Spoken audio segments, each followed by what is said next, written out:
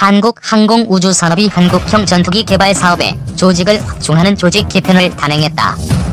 올해 초 윤리 경영 강화를 중심으로 조직 개편을 단행한 바 있는 김조원 카이 사장이 내년부터 본격적으로 기업 경쟁력을 확보에 나서겠다는 의지를 드러낸 것으로 풀이된다. 카이는 연구 개발 중심의 수주 경쟁력 강화 및 미래 먹거리 사업 확대를 위한 조직 개편을 단행했다고 4일 밝혔다. 기존 육본부 체제는 유지되며 이중 KEFX 사업본부의 R&D 조직을 확충하는 것이 주요 골자다. 현재 카이는 개발본부의 2개의 실, KEFX 사업본부의 1개의 실을 운영하고 있으며 이하에 총 38실, 185개 팀이 운영 중에 있다.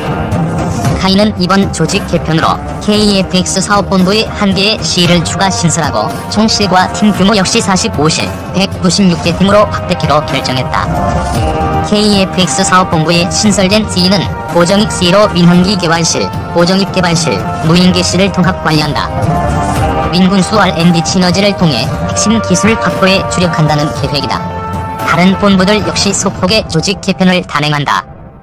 사업본부는 김 사장을 위원장으로 하는 전사수주위원회를 신설해 조직 간 협업을 통한 수주 지원과 경영진의 신속, 정확한 의사결정을 지원하는 전사적 수주 지원 체계를 구축한다. 또 신규 사업 창출과 미래 먹거리 발굴을 위해 사업 지원실을 사업 전략실로 재편한다. 이를 기반으로 현업 중심에서 전사수주위원회 주도로 제안 목표가를 설정, 제안 리더 타임을 줄이고 영업, 제안, 관리 프로세스 혁신을 통해 마케팅 조직의 체질 개선에 나선다는 계획이다. 관리본부는 경영 리스크에 대한 선제적 대응체계 구축과 전사 컨트롤 기능 강화를 위해 경영계획실의 경영관리 기능을 통합한다. 이와 함께 체계적인 인재 육성을 위해 인재개발실을 신설해 내부 구성원 교육은 물론 항공우주 인재 양성을 위한 기반 구축에 나선다. 회사 관계자는 이번 조직 개편으로 R&D 기술력을 바탕으로 수주 경쟁력을 강화할 것이라며 기존의 군수 완제기 중심의 사업을 민항기 기체 구조물, 우주, 무인기 등 미래 사업군으로 확대해 성장성을 지속 강화하겠다고 말했다. 한편 카이는 이달 내로 신규 임원 선임과 후속 인사 발령을 마무리할 예정이다. 카이는 2030년 매출액 20조 원 이상을 목표로 내걸고 있으며 이중 민항기 구조물, 우주, 무인기 등 미래 사업에서 10조 원 이상 달성한다는 계획이다. KEFX 시제기 한국형 전투기 사업 2020년대 중반부터 연공 수호에 나설 한국형 전투기의 시제기 제작이 개시됐다고 방위사업청이 2019년 9월 26일 밝혔답니다.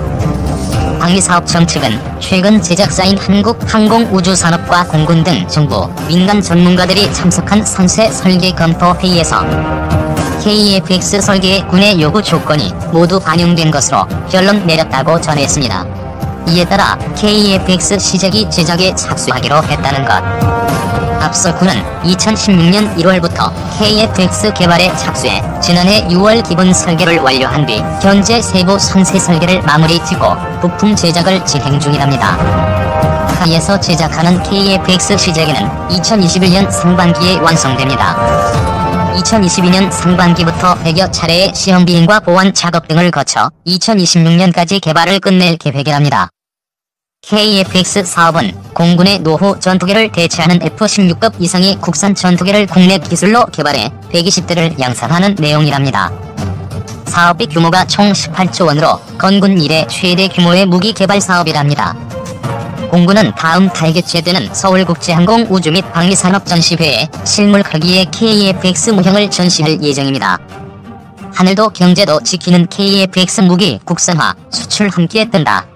미래 우리 영공을 책임지게 될 한국형 전투기 실물 모형이 지난 10월 경기 성남시 서울공항에서 열린 서울국제항공우주 및 방위산업전시회에서 처음 모습을 드러냈습니다.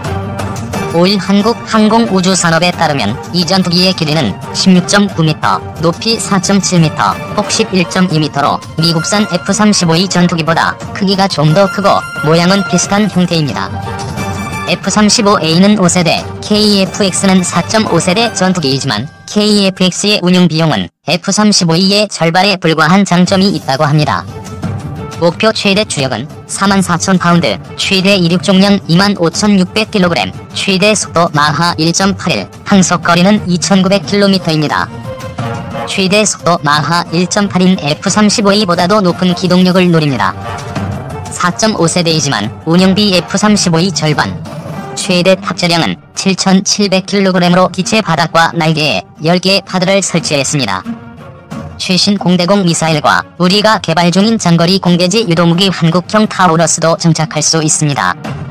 저피탄 능력을 강화하기 위해 공대공 미사일 4발을 기체 내부로 수납하는 방안도 추진합니다. 그러나 이런 우수한 성능과 목표에도 불구하고 여전히 KF-X를 비판하는 여론은 적지 않으며 5세대 전투기 개발 사업으로 완전히 선회해야 한다는 극한 주장까지 나옵니다.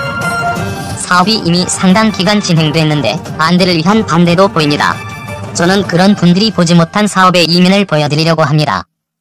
방위사업청에 따르면 KF-X 사업은 올해로 4년 차에 착수했는데 만들어진 일자리가 6,800개에 이릅니다.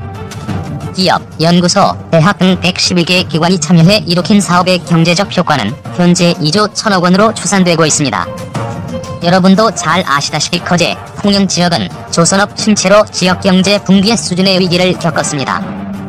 그런데 KF-X를 개발 중인 카이는 올해 초부터 7월까지 경력 근로자 193명 중 55명을 조선업계에서 채용했습니다. 2016년부터 지난해까지도 200명이 넘는 조선업 숙련 인력이 카이로 이직했다고 합니다. 전투기 개발 사업이 실업 인력을 빠르게 흡수해 지역 경제를 안정화시키고 조선업 중심의 산업 구조를 변화시키는 기폭제가 되고 있다는 겁니다. 앞으로도 7년이 남아 더 많은 일자리를 창출할 기회가 있습니다. 경제성 적은 분야 빼고 모두 국산화. KF-X의 국산화율은 65%입니다. 이것을 들어 왜 국산화율이 100%가 아닌가? 그렇다면 차라리 수입하는 게 낫지 않으냐고 비난하는 분들이 있습니다. 그러나 전문가들은 하나만 알고 둘은 모르는 지적이라고 말합니다. 정광선 방위사업청 한국형 전투기 사업단장은 엔진, 착륙장치, 기총 등과 같이 아직은 기술이 부족하거나 경제성이 적어 개발을 제외한 것들을 빼고 우리가 할 수 있는 거의 모든 것을 국산화하는 것이라고 설명했습니다. 한국의 전투기 개발 능력은 이제 걸음마를 막 뗀 수준입니다. 우리가 개발했다고 알려진 경공기업계 FA-50도 외국산 부품이 많아 핵심 장비 수리는 외국 업체에 맡기는 사례가 많았습니다. 로키드 마틴과 공동 개발한 초음속 보등 훈련기 T-50을 개조한 것으로 완벽한 국산화로 부르긴 어려운 수준이었습니다. 그러나 KF-X는 독자 플랫폼으로 개발돼 언제든 무기체계와 전자장비를 국산 제품으로 장착할 수 있는 장점이 있습니다. 블록 1부터 블록 3까지 성능 개선을 거치면서 기체 표면의 스텔스 성능을 보강하고 무장과 센서, 레이더 기능을 개선할 계획입니다. 단번에 스텔스 기능을 갖추는 것이 낫지 않느냐는 지적도 있는데 우리는 이제야 초기 단계의 능동주사식 위상 배열 레이더를 갖출 정도로 항공전자장비 기술력을 키워나가는 단계라는 점을 고려해야 합니다.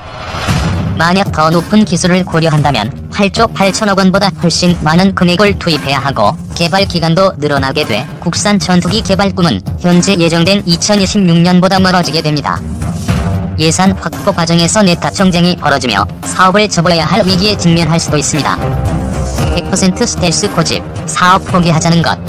세계 최초로 AESA 레이더를 개발했고 전투기 스텔스 기술도 이미 확보한 일본조차 개발비로 17조 원을 예상하고 있습니다. 지금까지의 성과를 포기하고 무조건 단번에 스텔스로 가야 한다고 고집하는 건 사실상 사업을 그만하자는 주장과 같습니다.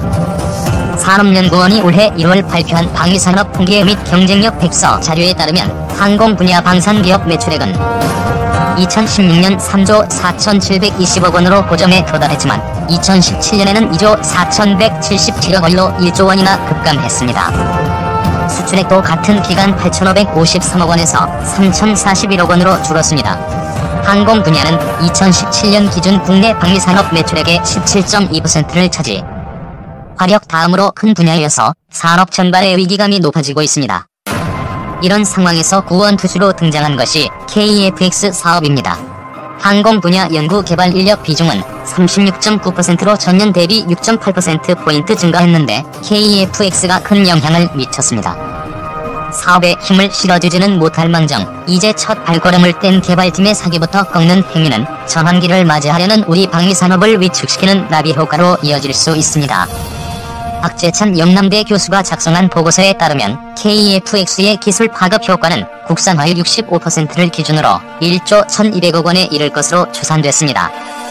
다른 항공기 설계와 장비 개발, 조종사 훈련 등 거의 모든 항공산업 분야에 영향을 미치는 것으로 분석됐습니다.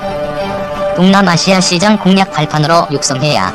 이는 전투기는 물론 항공장비의 해외 수출로 연결될 수 있는 중요한 기회이기도 합니다. 비록 T-50 미국 수출과 수리온 헬기 필리핀 수출에서는 좌절했지만 기술 수준을 계속 고도화하면 기회는 다시 올 겁니다. 특히 KF-X는 F-35E의 절반, 우리 주력 기종인 F-15K 수준의 저렴한 운영비가 장점이어서 제대로 개발한다면 동남아 시장 공략의 발판이 될 수 있습니다. 지난 4월 대우조선해양은 인도네시아의 장보고급 잠수함 3척을 1조 1,600억 원에 판매하는 계약을 체결했습니다. 장보고함은 20년 전 독일에서 전수받은 기술을 기반으로 만든 잠수함입니다. 우리 방위산업의 미래가 여기에 있습니다. 단기간에 머릿속으로만 뚝딱 만들어지는